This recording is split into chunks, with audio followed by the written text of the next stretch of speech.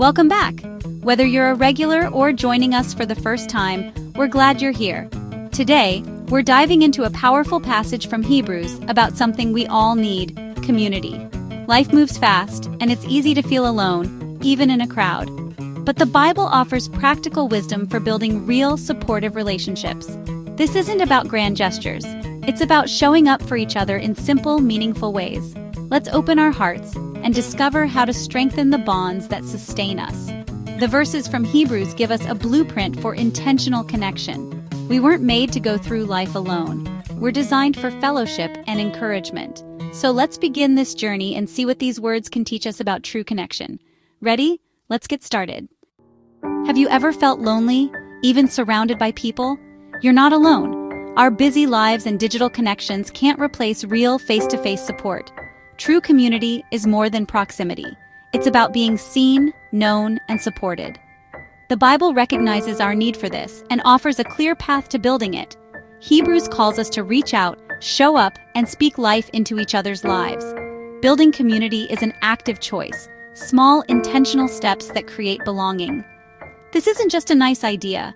It's a divine invitation to a richer, more connected life. Let's discover how gathering together can transform loneliness into belonging. Lean in. There's hope and practical wisdom ahead. Deep down, we all crave belonging, a place where we're truly accepted. As adults, finding our tribe takes intention and vulnerability. True belonging isn't about fitting in. It's about being celebrated for who we are. The best moments in life are often shared. Laughter, teamwork, simple meals. Community is the soil where our relationships grow and flourish. Without it, life feels flat. With it, we find courage and joy. The Bible emphasizes fellowship because our well-being is tied to our relationships. We're created for interdependence, not isolation. Building community isn't just social, it's spiritual, reflecting God's design. When we nurture these bonds, we mirror the love and acceptance found in heaven. Life brings challenges we can't face alone. In hard times, community becomes our lifeline. Friends who listen, neighbors who help, groups who pray. Sharing burdens doesn't erase them, but it makes them bearable. Vulnerability forges deep bonds and reminds us we're not alone.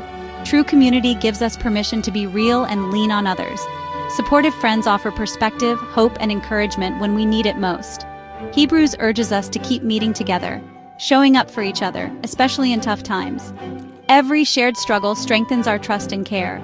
This network of support is a tangible expression of God's love. Community is woven into creation. Bees in a hive, trees in a forest, all interconnected. God Himself is relational, Father, Son, and Spirit in perfect unity. We're made in His image, hardwired for connection. Building community is a spiritual act, reflecting God's character. The early church modeled radical fellowship, sharing, caring, and drawing others in. Their love was a powerful witness, and we're called to create the same today. Hebrews' call to meet and encourage isn't just advice. It's an invitation to join God's story. Investing in relationships brings heaven to earth, offering love and belonging. This is our privilege and responsibility. Let's build communities that reflect God's love to the world. Now that we have explored the deep human need for connection, let's turn to the scripture that will be our guide. Hebrews chapter 10, verses 24 and 25. It says, "And let us consider how we may spur one another on toward love and good deeds, not giving up meeting together, but encouraging one another." It's a call to be thoughtful, active, and present in each other's lives. This passage gives us a framework for our relationships, shifting our focus from what we can get to what we can give. It challenges us to move beyond casual acquaintance and into a deeper level of fellowship, where we are genuinely invested in the well-being of others. This is the heart of true community, a collective commitment to lift each other up, to cheer each other on, and to walk together in love. To appreciate these verses, understand their original setting. Hebrews was written to early Christians facing immense pressure. Some were tempted to drift away from their beliefs and community. In this atmosphere, the author urged them to stay connected. Their spiritual survival depended on their unity. Their community was their sanctuary and source of strength. The letter highlights Jesus as the ultimate high priest. Because we confidently enter God's presence through Jesus, we should draw near to one another. This community is centered on shared grace and faith in Jesus. While we may not face the exact same kind of persecution as the original audience of Hebrews, The pressures of modern life can be just as isolating. We live in a culture that often champions radical individualism, telling us that we should be self-sufficient and that we don't need anyone else. The constant distractions of technology can create a false sense of connection, leaving us feeling more alone than ever. In this contemporary context, the command to consider, spur, and meet together is more relevant and necessary than ever before. It calls us to swim against the cultural current of self-reliance and to embrace our God-given need for interdependence. In a world that can often feel cold and impersonal, the warmth of a genuine, loving community is a radical and beautiful witness. This ancient message speaks directly to the modern heart's cry for authentic connection. The day refers to the promised return of Christ, a future hope that gives believers purpose and perspective in the present. We are to be a people who are not distracted or discouraged by the state of the world, but are instead motivated to deepen our bonds of fellowship. Hebrews chapter 10, verses 24 and 25 is a living, breathing word for us right now on this very day. Let's take this beautiful and timely message to heart as we move forward to explore how to put it into practice. The passage sets a tone of gentle thoughtfulness. It is an invitation to deep, careful reflection. It asks us to pause amidst the rush of our daily lives and turn our attention outward, toward our community. This is the starting point of all meaningful connection intentionality. To truly know how to encourage someone, we must first pay attention to them. We need to listen to their stories, learn about their struggles, and celebrate their unique gifts and passions. The verse uses a wonderfully active verb spur, which can be translated as to provoke, to stir up, or to stimulate. It is not about gently nudging, but about providing a powerful and motivating catalyst for action. This is the kind of positive provocation we are called to bring into our relationships. It is believing in the potential that God has placed inside each person, even when they cannot see it in themselves. Instead, it is a loving and encouraging challenge, a friendly push in the right direction. The verse is very specific about the direction in which we are meant to spur one another. The destination is toward love and good deeds. This is the beautiful and simple purpose of our mutual encouragement. Love refers to the selfless, unconditional agape love that is the hallmark of a follower of Christ. Good deeds are the natural, tangible expression of this love in action. The passage then shifts to a very practical instruction, not giving up meeting together as some are in the habit of doing.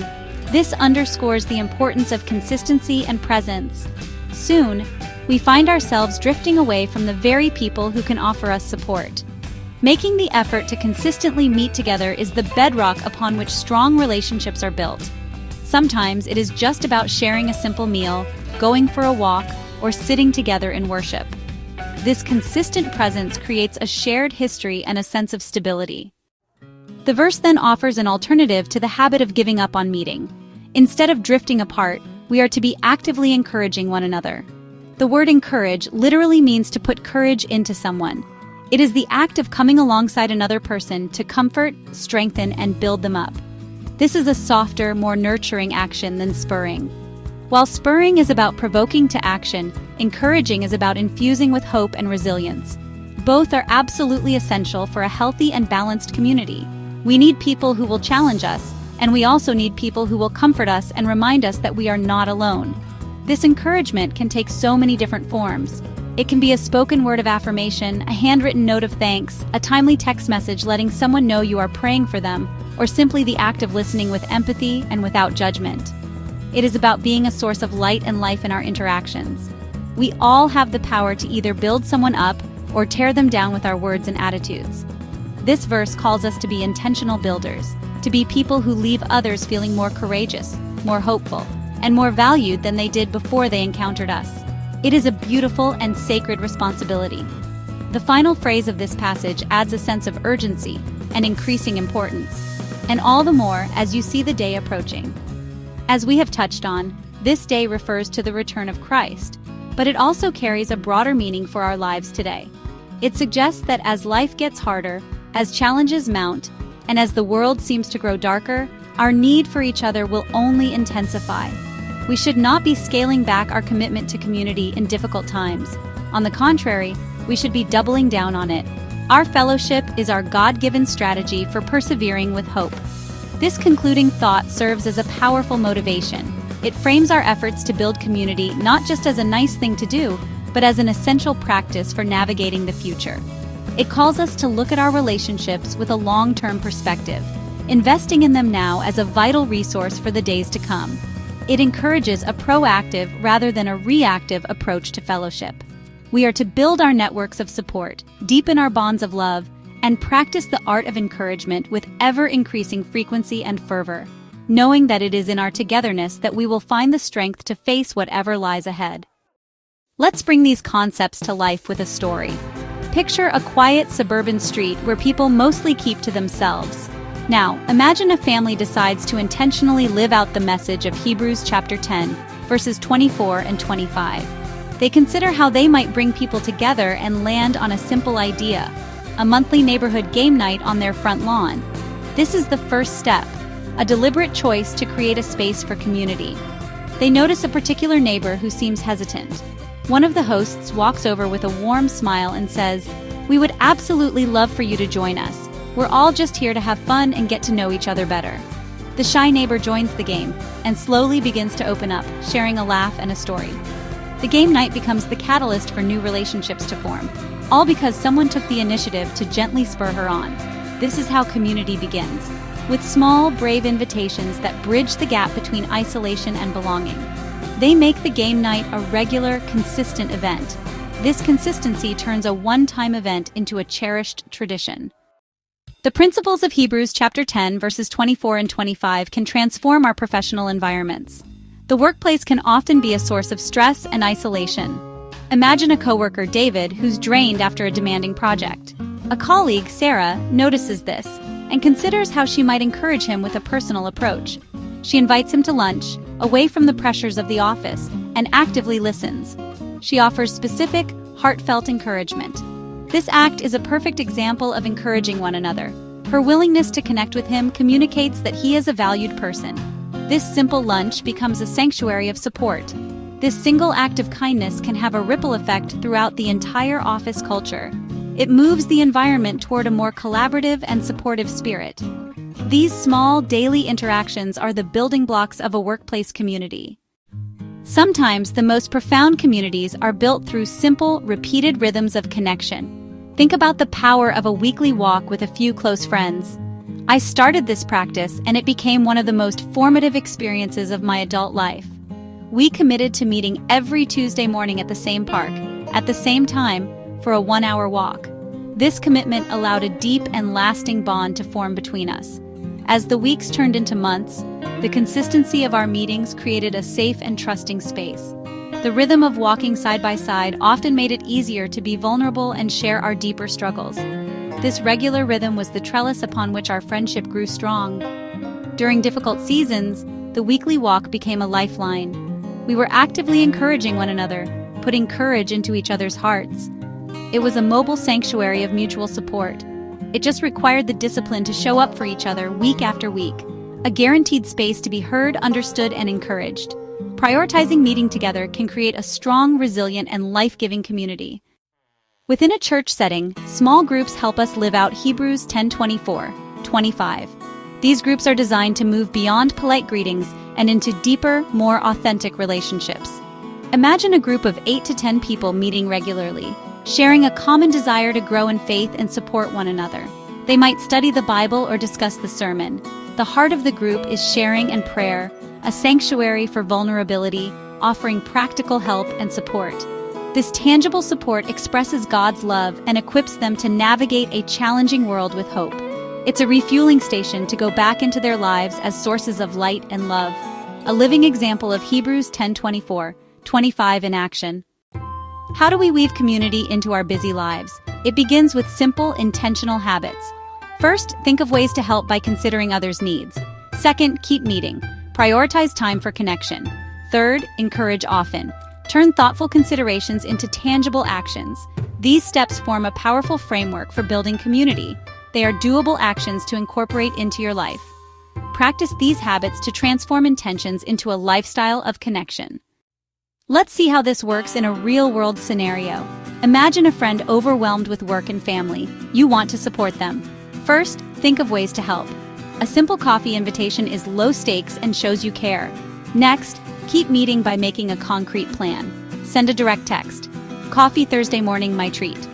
When you meet, encourage often. Listen and create a safe space. Offer empathy and validation.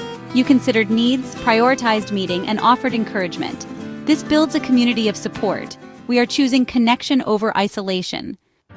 And so we arrive at the end of our journey together through the beautiful and profound words of Hebrews chapter 10, verses 24 and 25.